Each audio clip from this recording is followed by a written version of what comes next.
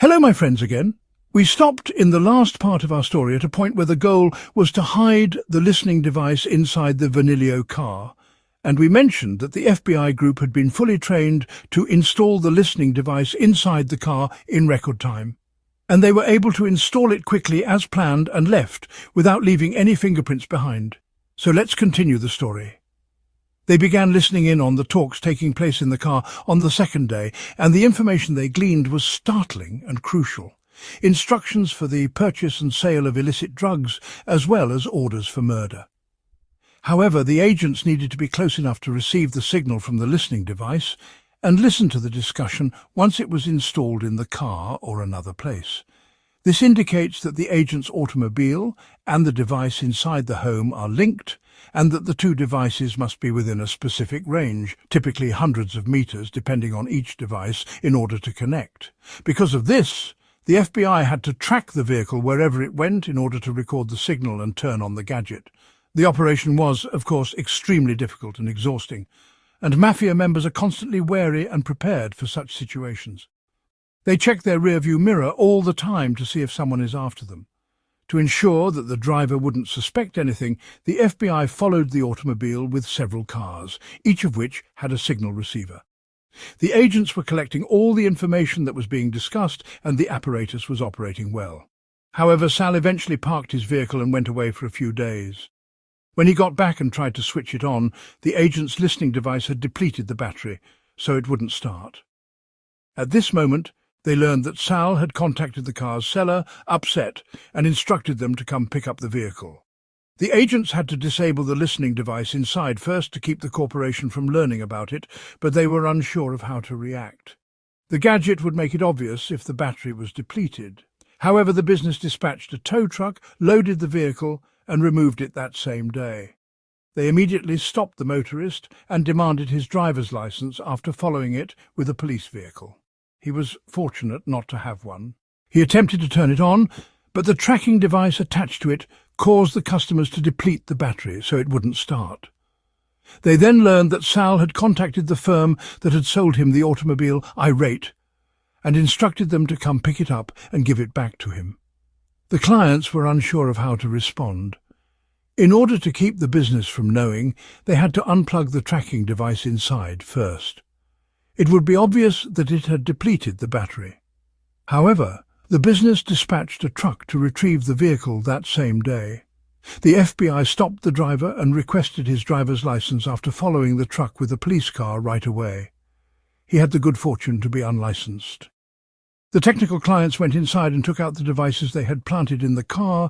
They had installed many devices, by the way, while he was speaking with the police. After that, they departed, releasing the driver. Another issue now arose: how to restore the gadgets. Sal went to a restaurant to see Tony Corral, the boss, following 2 days of monitoring. In order to observe the parking lot, they were both seated inside close to the window. To obscure the view inside the vehicle, the FBI put a truck in front of it. The technician quickly exited the vehicle and used the key they had acquired to open it. The past installed the gadget and finished the process in 45 seconds. They were able to collaborate once more in this fashion. They learned enough throughout the collaboration to use against them in court. In addition to learning how deeply entrenched the family was in the waste sector and the significant economic harm their trade created, they also gave information on everything pertaining to the rubbish industry. The Genovese family was the fourth family we came to. In order to obtain sufficient evidence to condemn Anthony Salerno in court, the FBI started looking into him. Some may be wondering why I brought up Vincent Gigante as the head of the Genovese family in the 1980s. Why were they chasing someone else if he was the leader? The reason is that the FBI initially believed Anthony Salerno to be the family's boss, but they eventually learned that Salerno was really a front for Gigante to pose as the head. Gigante was in charge of running the affairs behind the scenes. Even Gigante had an odd and quirky backstory. Imagine if he did not present himself to anybody as the leader of a gang, in contrast to previous leaders. The man, on the other hand, was incredibly intelligent and crafty.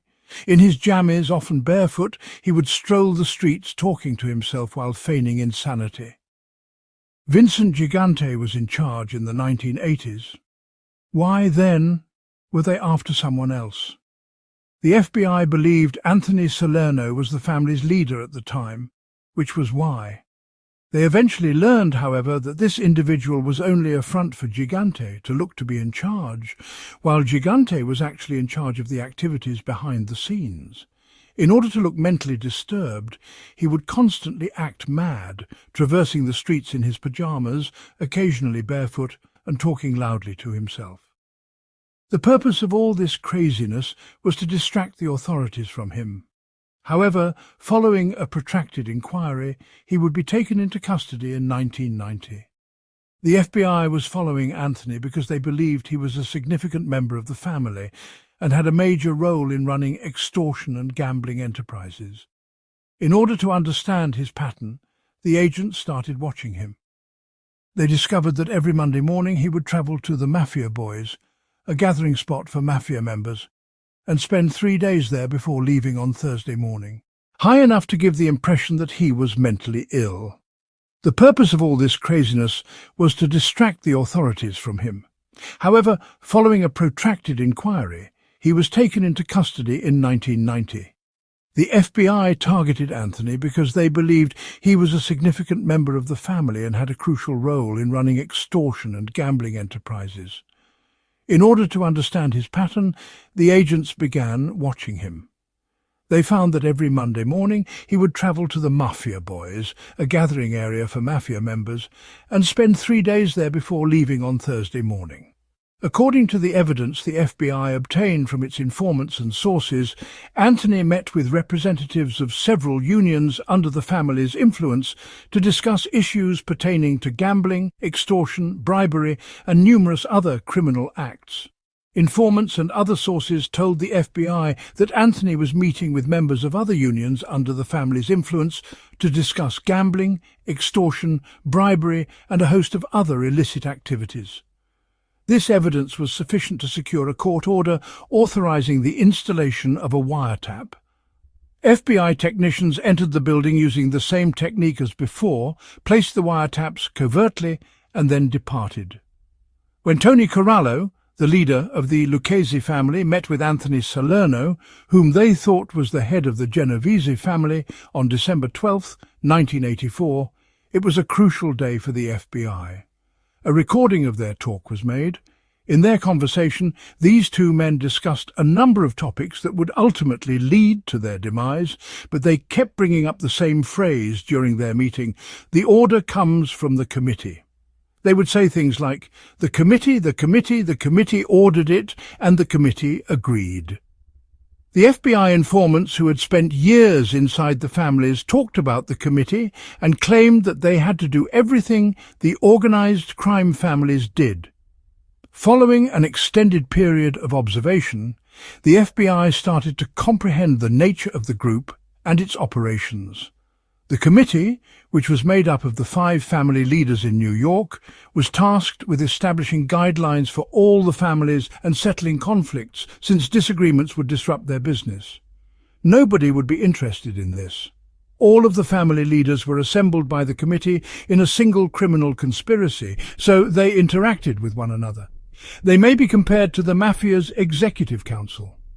The committee had a significant impact on the majority of the nation's sectors, according to the discussions held at the Maboys headquarters. How complicated was the Mafia situation in New York, do you think?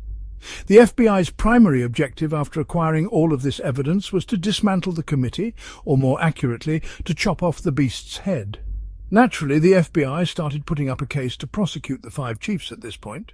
Their activities, and nobody would benefit from this. Naturally, the committee brings together all of the family heads in a single criminal plot, so they all interact with one another. They may be compared to the Mafia's executive council. The discussions held at the boys' headquarters verified that the committee has significant influence over the majority of the nation's industry. How complex was the Mafia situation in New York, do you think? The FBI's primary objective after gathering all of this material was to overthrow the committee, or, more accurately, to chop off the beast's head.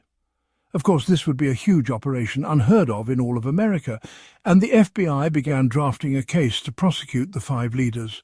They started compiling all of the private data they had gleaned from listening in on each home. But the case involving the Colombo family was lacking one component. As we previously said, the FBI had placed listening devices in many places where the Colombo family gathered, but one Mafia member saw the cable and severed it. In order to obtain information about this family and finish their case, they had to go back in and install the device. To ensure that no one would notice, the agents went back in and placed other devices in different locations. On them at all, and the data they eventually acquired was more than sufficient to connect them to other criminal organizations. The fact that the 5 families were active in and in charge of the New York construction industry was one of the most significant conclusions. The city was experiencing a boom in the building industry at the time, with millions of dollars being spent on skyscrapers and hotels throughout Manhattan and other regions of New York. The Mafia recognized this as their chance to take advantage of this industry and make money. The Trump Hotel was one of the most significant projects they worked on. Put simply, you had to deal with the Mafia solely if you owned a construction firm. Death would be your fate if you didn't. Here, it would be fatal. The FBI was still collecting data from the surveillance equipment they had set up, even with the information they had acquired. Following some time spent keeping an eye on the Casa Storte restaurant where the Colombo family congregated, they discovered Ralph Scopo, a member of the family who had the rank of soldier. He frequently attended meetings with high officials to discuss extortion of construction businesses. The agents couldn't figure out why a guy of that level was meeting with the family's top brass. Upon learning that Ralph was the leader of the Concrete and Cement Workers Union in New York, they came to understand how significant this individual was to them. They switched from keeping an eye on the Casa Storte restaurant to Ralph Scopo, since he is a highly significant target for them. They discovered that he had an office where he spent an hour each day before going back to his automobile. He occasionally drove about with contractors who had contracts for building projects. They were able to install a listening device in the automobile without him noticing, just like they did the prior time. On other occasions, they heard him threaten contractors, claiming that if they didn't cooperate, he would murder them. He was in charge of all building projects in New York, as he was the leader of the Cement Workers Union. His objective was to receive a portion of the 2% earnings from each project they worked on. It was sufficient, but they had to connect them to one last crime, an assassination 6 years before. In particular, Carmine Galante was slain on December 7, 1979. Once the leader of the Bonanno family, this man had a very high ambition to control the whole New York drug trade. In addition, he was combative with the commission, which was made up of the leaders of the other families. They decided to kill him because of his overzealous desire, and they didn't hesitate. He was eating in a New York restaurant with 2 of his assistants on December 7, 1979, when 5 armed individuals burst in and shot them all. Following his murder, a picture of the man with a cigar in his lips went viral. Here, FBI informants attested to the fact that supervisors gave the order to kill this individual. Following a period of research, they learned via informants that Anthony Indelicato was one of the individuals responsible. On the other side of the restaurant, a woman was in her home. She took note of the license plate number. They discovered it parked near one of the roadways the next day. Along with the fingerprints on the back door handle, they also removed the fingerprints off the steering wheel. Although their fingerprints were taken, they didn't match up in the first examination. The FBI chose to reinvestigate this case in 1985, during the events of our narrative. Their initial observation was that the fingerprints on it were actually palm prints rather than real fingerprints. They got his palm print and arrested him on false pretenses. They were shocked to see that it matched the print on the door handle exactly. They were able to get inside this building during the investigation time and take out the surveillance recordings. Anthony Indelicato and other members attended an incredible meeting just 1 hour after the killing. They were joyful and thrilled. Therefore, there was more than enough proof that the commission authorized the assassination. A major arrest operation for the 5 family leaders started on February 24, 1985. Everyone was shocked and amazed. These figures were all jailed simultaneously for the first time in American history. Paul Castellano and Tony Corallo posted bail right away. Paul alone had to pay $2 million in cash. Paul Castellano and his driver were leaving a New York restaurant at 5:30 p.m. when 3 armed men in dark coats unexpectedly came up to them and opened fire, killing them both. It was John Gotti, the Gambino family's captain, the man I advised you to remember. This man wanted to be the leader and had constant arguments with Paul. He took charge after the assassination. The third and most significant factor was the tapes that the FBI had acquired from Paul Castellano. All of the defendants were faced by the FBI with the evidence they had obtained against them. These crimes included extortion, drug trafficking, bid rigging, murder, influence over labor unions, and many more. They were given jail sentences ranging from 40 years to life in prison. The Gambino family's leader was captured in 1992, given a life sentence, and passed away in jail in 2002. In a sense, the old New York Mafia was killed when the commission was arrested. Though they still exist today, the family's influence has greatly decreased.